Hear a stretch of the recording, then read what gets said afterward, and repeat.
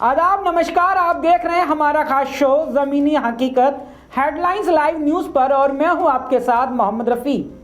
दिल्ली नगर निगम चुनाव के परिसीमन के बाद किसने क्या खोया और किसने क्या पाया के साथ किसकी राजनीति हुई ख़त्म और किसकी राजनीति का हुआ उदय, इसलिए आज हम करेंगे मंगोलपुरी विधानसभा का पंचनामा। मंगोलपुरी विधानसभा एक रिजर्व सीट है और यहाँ से विधायक हैं राखी बिड़लान। राखी बिड़लान की विधानसभा में 180 बूथों पर कुल 4 वार्ड आते हैं, जिनमें 3 वार्ड रिजर्व थे और 1 सामान्य महिला थी। परिसीमन आने के बाद सीटें बदल गई हैं। अब वार्ड 53 रोहिणी ई सामान्य हो गया, वार्ड 54 मंगोलपुरी ए भी सामान्य हो गया, वार्ड 55 मंगोलपुरी बी महिला और वार्ड 56 मंगोलपुरी सी सामान्य वर्ग में आ गया है। जिसके बाद मंगोलपुरी विधानसभा की राजनीति में हलचल सी मच गई है। मंगोलपुरी के सभी वार्ड भले ही बदल गए हैं, लेकिन मंगोलपुरी वार्ड एससी वर्ग की पृष्ठभूमि रखता है। वार्ड ई अभी भी सामान्य वर्ग में है, इसलिए जो इस वार्ड से पार्टी के कार्यकर्ता पहले से भी तैयारी कर रहे थे, वो अब भी तैयारी कर रहे हैं और महिला दावेदारों ने अपने पुरुष दावेदारों को प्रचार में भेज दिया है। इसी वार्ड से आप पार्टी के मजबूत दावेदार हैं अनिल मित्तल, जॉनी, विशाल गुप्ता, सुरेंद्र गुप्ता और अशोक अग्रवाल। अनिल मित्तल पार्टी संगठन को मजबूत करने के लिए लगातार मेहनत करते आ रहे हैं और रोगी कल्याण समिति के सदस्य के तौर पर सैकड़ों परिवार को उनके इलाज में मदद कर चुके हैं। इसी वार्ड से बीजेपी के मजबूत दावेदार हैं वर्तमान की निगम पार्षदा सरोज बाला जैन के सुपुत्र नीरज जैन और यज्ञ शर्मा, और कांग्रेस के मजबूत दावेदार में जितेंद्र आहूजा का नाम सबसे ज़्यादा चर्चा में बना हुआ है।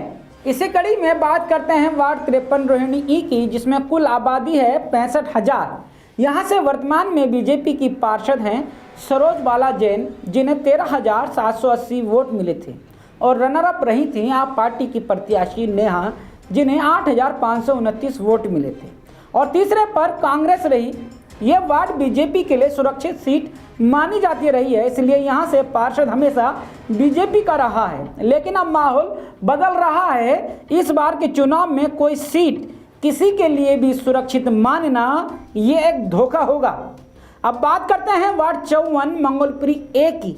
यहाँ लगभग 55,000 की आबादी है, जिसमें लगभग 24,000 एससी वर्ग के लोग रहते हैं।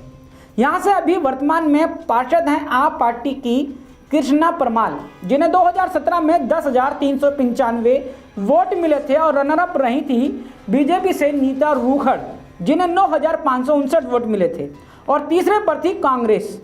पहले ये सीट एससी महिला थी, लेकिन अब ये सीट सामान्य वर्ग की हो गई है, जिस कारण इलाके की राजनीति में अब बदलाव देखे जा सकते हैं। लेकिन एससी वर्ग पृष्ठभूमि के लोग अभी भी इस वार्ड से अपनी मजबूत दावेदारी करते देखे जा सकते हैं, जिसमें हैं आप पार्टी से परमाल सिंह, सुरेंद्र गुप्ता और आज़ाद सिंह।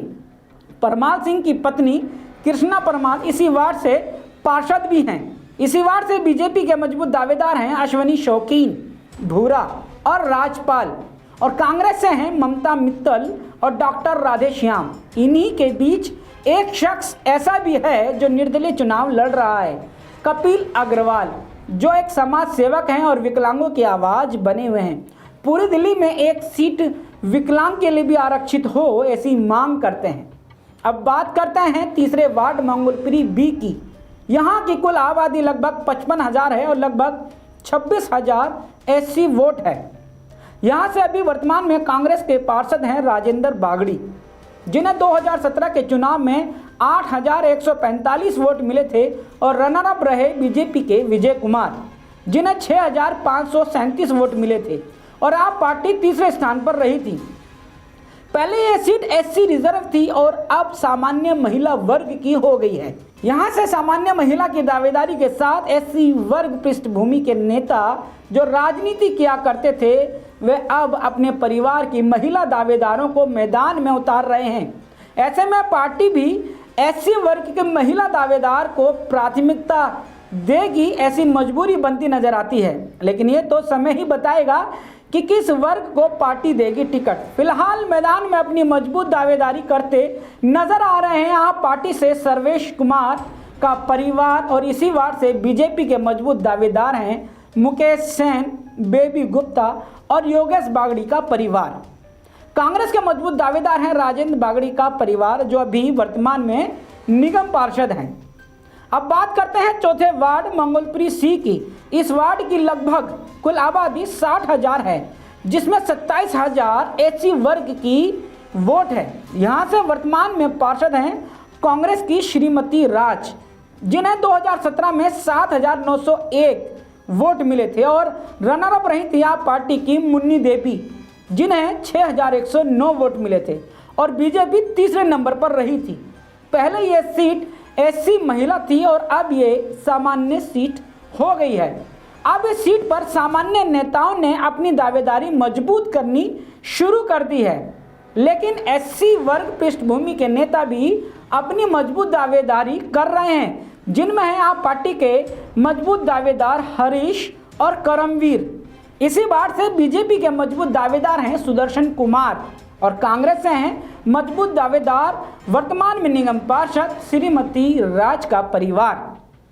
इसलिए पार्टी अभी उलझन में है कि किस वर्ग के नेताओं को प्रत्याशी बनाया जाए, जिसको लेकर पार्टी पूरी दिल्ली में अपनी सर्वे कर रही है और देख रही है कि किस वर्ग के दावेदारों की दावेदारी चुनाव में जीत दर्ज करा सकती है। इसलिए सभी वर्ग के दावेदार अपनी अपनी दावेदारी को मजबूत बनाने में लगे हुए हैं। अभी के लिए बस इतना ही। अब मुझे दीजिए इजाज़त, फिर मिलेंगे अगली ही ऐसी और विधानसभा के पंचनामे के साथ। शुक्रिया, शब बखैर।